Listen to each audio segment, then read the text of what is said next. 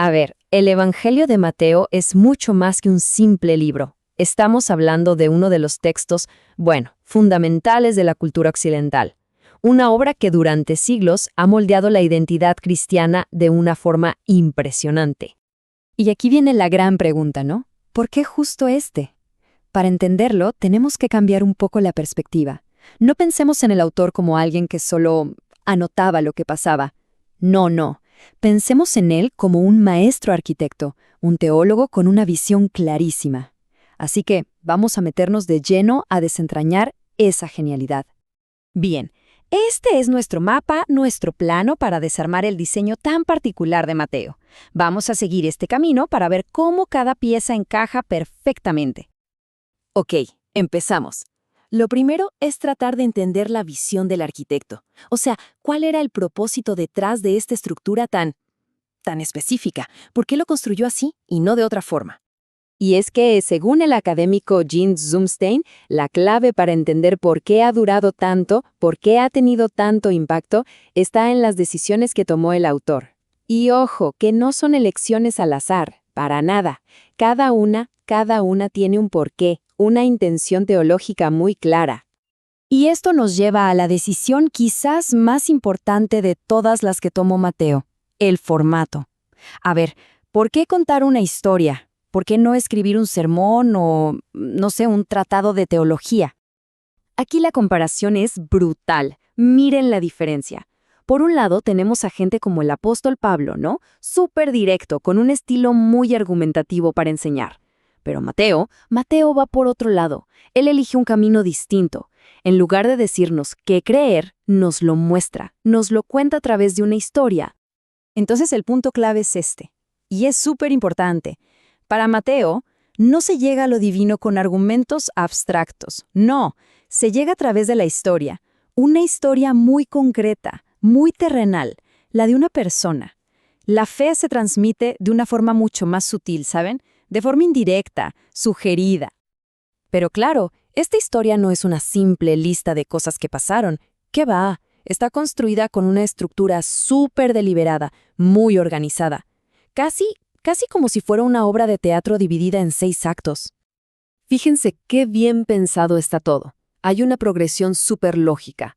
Mateo básicamente nos va llevando de la mano. Empieza por el principio. ¿Quién es Jesús? Luego nos presenta su mensaje y, claro, el conflicto que eso provoca. De ahí pasa a cómo se forma una nueva comunidad y finalmente su misión. Todo está conectado, tanto la historia como los temas. Ok, ya vimos la estructura. Ahora, ¿sobre qué se sostiene todo esto? Pues toda esta construcción descansa sobre 2 pilares, 2 temas teológicos que son, digamos, los ejes centrales de todo el Evangelio. Y aquí están esos 2 pilares. Por un lado, la cristología, que básicamente se pregunta ¿quién es Cristo? Y por otro, la eclesiología, que se pregunta ¿qué es la iglesia? Para Mateo, la respuesta es clara. Jesús es el gran maestro. Y la iglesia, pues es la comunidad que surge a partir de lo que él enseña.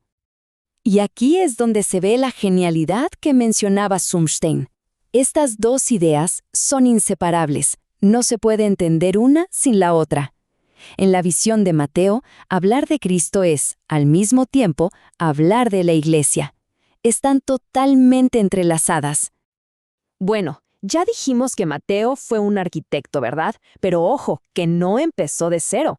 Fue también un editor, y uno muy bueno. Lo que hizo fue tomar tradiciones que ya existían y tejerlas, unirlas hábilmente hasta crear su propia obra maestra.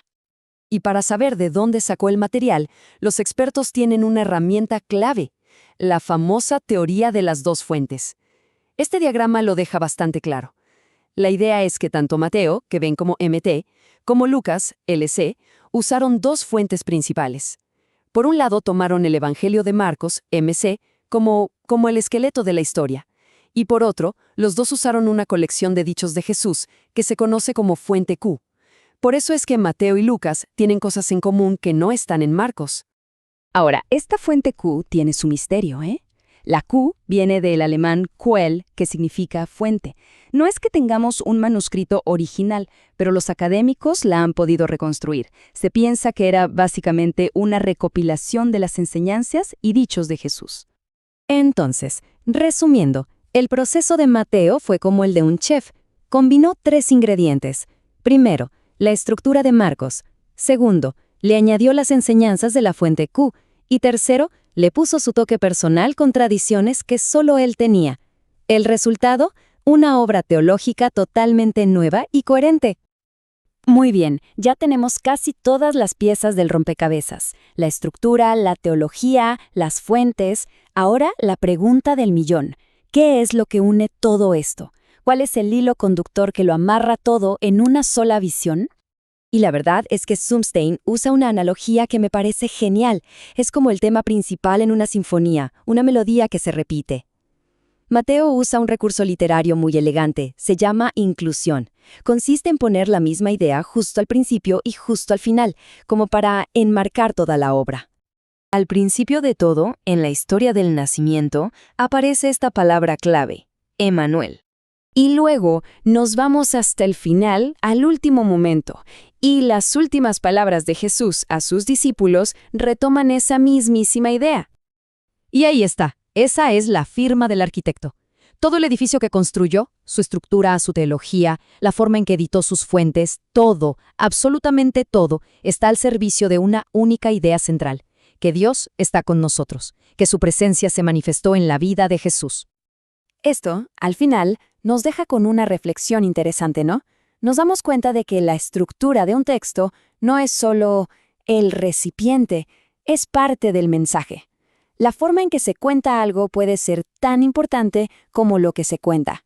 Y eso nos lleva a preguntar, ¿qué otras grandes obras, ya sea en literatura, en cine, donde sea, podríamos entender mucho mejor si nos pusiéramos a analizar su arquitectura interna?